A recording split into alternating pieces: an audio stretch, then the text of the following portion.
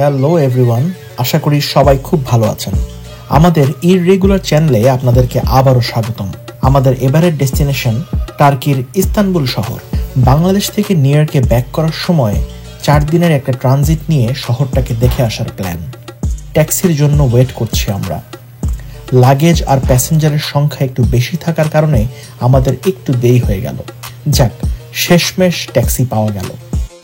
আমরা যাচ্ছি আমাদের হোটেলের দিকে। এয়ারপোর্ট থেকে প্রায় ঘন্টাখানেকের পথ। আমাদের হোটেল সুরা আয়া সোফিয়া হোটেল। শহরের প্রাণকেন্দ্র সুলতান আহমেদে অবস্থিত এই হোটেলটার প্লেসমেন্ট খুব ইন্টারেস্টিং। এখান থেকে একই সাথে ব্লু মস্ক এবং আয়া সোফিয়া দুটোই দেখা যায়। ওয়াকিং ডিস্টেন্সের মধ্যে বিখ্যাত ঐতিহাসিক নিদর্শনগুলো। আমাদের প্রথম দিনের শুরু।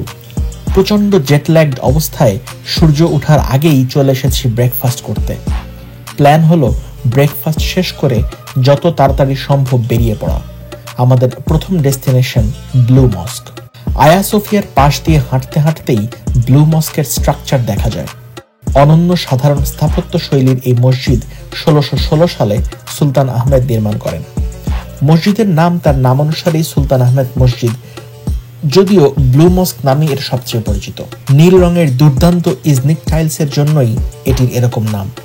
এর 6টি মিনার, বিশাল একটা গম্বুজ আর অভ্যন্তরীণ কারুকাজ সত্যি অসাধারণ।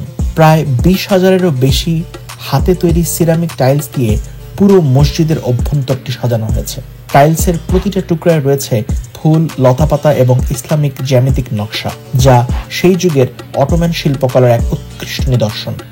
মসজিদের বিশাল কেন্দ্রীয় গম্বুজটি দেখলে মনে হবে যেন আকাশের নিচে দাঁড়িয়ে আছি। এই গম্বুজটি প্রায় 43 মিটার উঁচু এবং 4টি প্রধান স্তম্ভের উপর। গম্বুজ এবং আশেপাশের অংশে দৃষ্টিনন্দন আরবি ক্যালিগ্রাফি।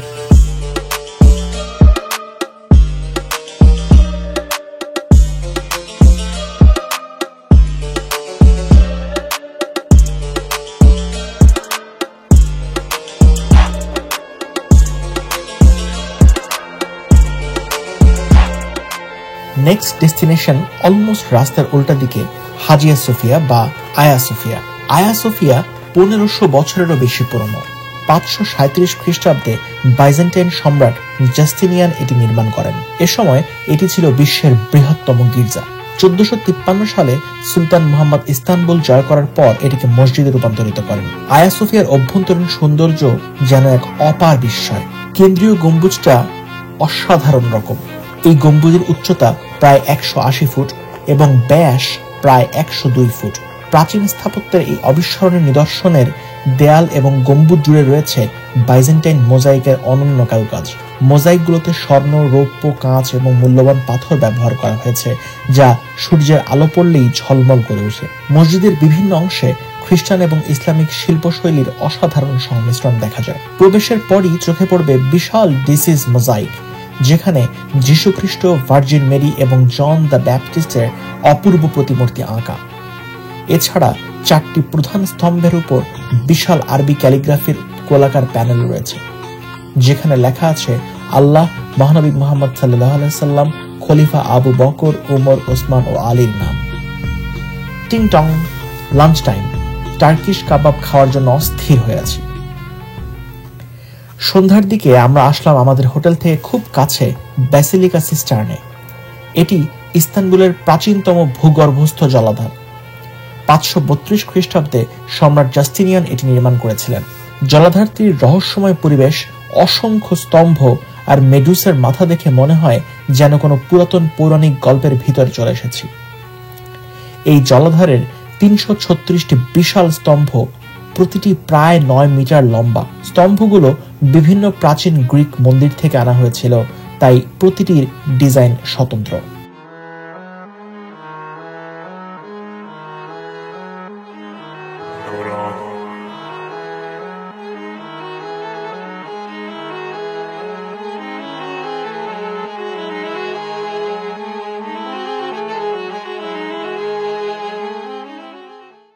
এভাবেই আমাদের প্রথম দিনের শেষ। Ready for next day.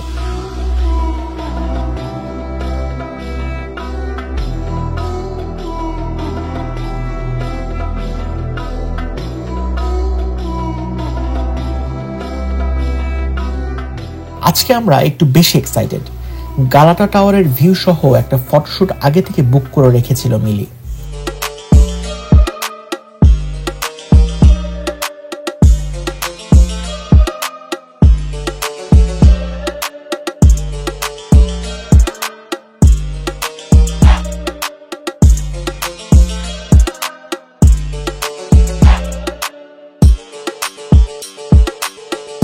Photoshoot শেষ করে গালাটা টাওয়ারের সামনে বসে চিজ কেক খেয়ে রওনা দিলাম নেক্সট ডেস্টিনেশনের দিকে। ডলমাবাচে প্যালেস অটোমান সাম্রাজ্যের সবচেয়ে বিলাসবহুল এবং রাজকীয় প্রাসাদ। 1856 সালে সুলতান আব্দুল মজিদ এটি নির্মাণ করেন। প্রাসাদটির ছাদ এবং কারুকাজের নকশায় ব্যবহৃত হয়েছে প্রায় 14 টন খাঁটি সোনা। প্রাসাদের সবচেয়ে আকর্ষণীয় অংশগুলোর মধ্যে একটি হলো বিশাল ঝাড়বাতি। এটি ব্রিটেনের রানী ভিক্টোরিয়া উপহার দিয়েছিলেন। 285টি কক্ষ, 46টি হল, 6টি স্নানাগার এবং 68টি টয়লেটের এই বিশাল প্রাসাদেই কামাল আতাতুর্ক তার জীবনের শেষ দিন কাটিয়েছিলেন। এখনো তার স্মরণে সেই কক্ষের ঘড়িটি 9টা 5 মিনিটে থামিয়ে রাখা হয়েছে, কারণ ঠিক তখনই তিনি শেষ নিঃশ্বাস ত্যাগ করেন। দিন শেষে সন্ধ্যার দিকে আমরা বের হই ইভিনিং স্ট্রলে।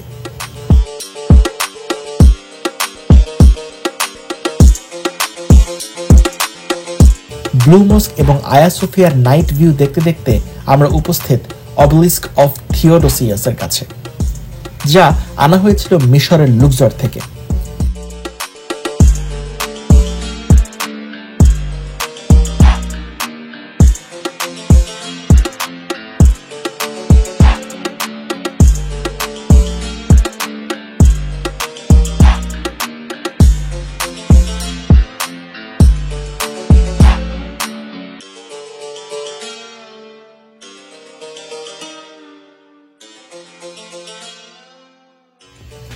তৃতীয় দিনের শুরু। আজকের গন্তব্য মূলত গ্র্যান্ড বাজার এবং টুকিটাকি কেনাকাটা। গ্র্যান্ড বাজারের পাশেই বিখ্যাত নুর উসমানিয়া মস্ক। এটি 1748 থেকে 1755 সালের মধ্যে সুলতান মাহমুদ প্রথম এবং তার পুত্র সুলতান ওসমান তৃতীয় নির্মাণ করেন।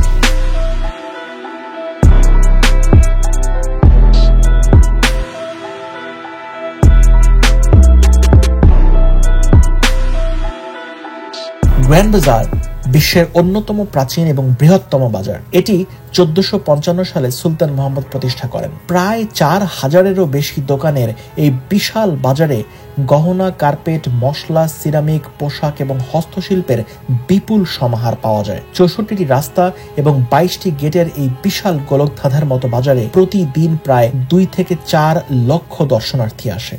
ফোর্থ ডে, নিউ ইয়র্কে ব্যাক করার ফ্লাইটের দিন, কিন্তু আমাদের এখনো টপকাপি প্যালেস দেখা হয় নাই। ইস্তানবুলে এসে টপকাপি প্যালেস না দেখে গেলে জাতি আমাদের ক্ষমা করবে কিনা চিন্তা করে সকাল সকাল চলেই গেলাম টপকাপি প্যালেসে। অটোমান সাম্রাজ্যের প্রধান রাজপ্রাসাদ এবং প্রশাসনিক কেন্দ্র ছিল এই প্রাসাদ। 1478 সালে সুলতান মোহাম্মদ ফাতেহ নির্মাণ করেন। প্রাসাদের অন্যতম আকর্ষণ হেরেম, যেখানে সুলতানের পরিবার, স্ত্রী, দাসী এবং নারী সদস্যরা বসবাস করতেন। এখানকার প্রবেশাধিকার ছিল অত্যন্ত সীমিত এবং গোপনীয়তা কঠোরভাবে রক্ষা করা হতো।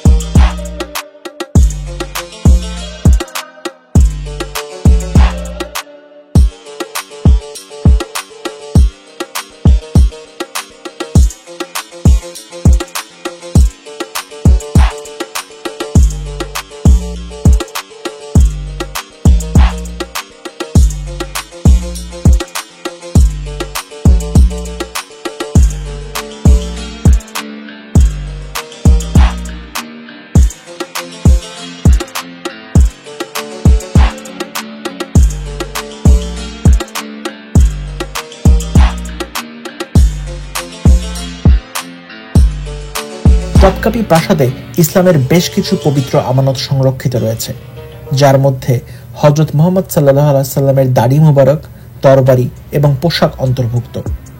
এছাড়াও নবীজির স্যান্ডেল, ফাতিমা রাদিয়াল্লাহু তাআলা আনহু-এর বিয়ের পোশাক, মুসা আলাইহিস সালামের লাঠি, 4 খলিফার তরবারি, নবীজির চিঠি, দাঁত অত্যন্ত যত্নের সাথে সুরক্ষিত। অসাধারণ এইসব নিদর্শন দেখতে দেখতেই আমাদের টপকাপি প্যালেস দেখা অলমোস্ট শেষ। এখন ফ্লাইটের সময়, হোম কলিং। পরবর্তী ভিডিও দেখার আমন্ত্রণ জানিয়ে এখানে শেষ করছি। সবাই ভালো থাকুন, সুস্থ থাকুন।